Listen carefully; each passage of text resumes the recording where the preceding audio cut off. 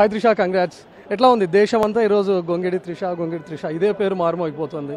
ఇంత huge response expect చేశారా? అస్సలు చేయలేదండి. చాలా హ్యాపీగా ఉంది.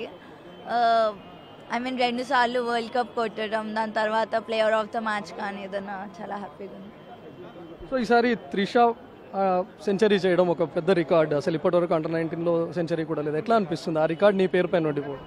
ఐ మీన్ దానికైతే నాకు ఇప్పటి వరకు వర్డ్స్ లేవు చెప్పడానికి. నాకు ఎప్పుడు దాని గురించి చెప్పిన గూస్ బంప్స్ వస్తున్నాయి. సో అది కొట్టినప్పుడు నాన్న కూడా అక్కడే ఉండటం నాకు ఇంకా స్పెషల్గా ఉండే ఆ మూమెంట్. అంటే ఎట్లా అనిపించింది ఆ టైంలో మీరు సెంచరీ? నాకు మాటలు లేవు. ఈవెన్ ఫైనల్ మ్యాచ్లో కూడా అటు బౌలింగ్లో అదరగొట్టారు, ఈవెన్ బ్యాటింగ్లో కూడా.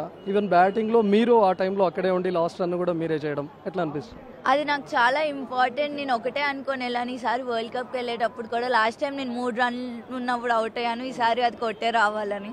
సో అట్లానే వచ్చా. ఎట్లా ఉండింది ఆ విన్నింగ్ మూమెంట్ ఒకసారి? ఎందుకంటే మీరు లాస్ట్ టైం ఉన్నారు, లాస్ట్ టైం విన్నింగ్ మూమెంట్ వేరే, కానీ ఈసారి అంత స్ట్రగుల్స్తో వెళ్ళారు, లేకపోతే స్కాట్లాండ్ తర్వాత నుంచి మంచి పర్ఫార్మెన్స్ మీ సైడ్ నుంచి చూశారు. సో నీ పైన ఒక ప్రెషర్ ఉండిపోయింది, అప్పటికే ఒక సెంచరీ రికార్డ్ నీ పైన ఉంది కాబట్టి. సో ప్రెషర్ అనేది ఏం తీసుకోలేదు. ఎప్పుడు నేను ఒకటే మైండ్ సెట్తో వెళ్తాను.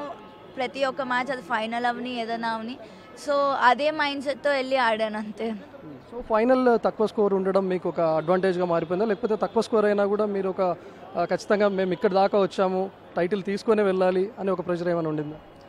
తక్కువ స్కోర్ ఉన్నా ఎక్కువ స్కోర్ ఉన్నా I don't think so. Batter mind set change అవుతుందని, ఏదైతే మా రోల్ ఉందో అది మేము ఆడతాము. అండ్ ఎప్పుడు మేము లైట్ తీసుకోలేదు. తక్కువ స్కోర్ ఉన్నా ఎక్కువ స్కోర్ ఉన్నా మేము గెలుస్తామనే వెళ్ళాము, గెలిచాము అంతే. సో త్రిష, ఈరోజు నీ పేరు ఎంత మారుమోగుతుందో, మీ నాన్నగారి గురించి కూడా దేశం అంతా మాట్లాడుకుంటుంది. చాలా స్ట్రగుల్స్ ఫేస్ చేశారు, మిమ్మల్ని ఈ స్థాయికి తీసుకొని వచ్చారు. మీరేం చెప్తారు మీ నాన్నకి? ఈవెన్ సెంచరీని కూడా తనకి అంకితం చేశారు.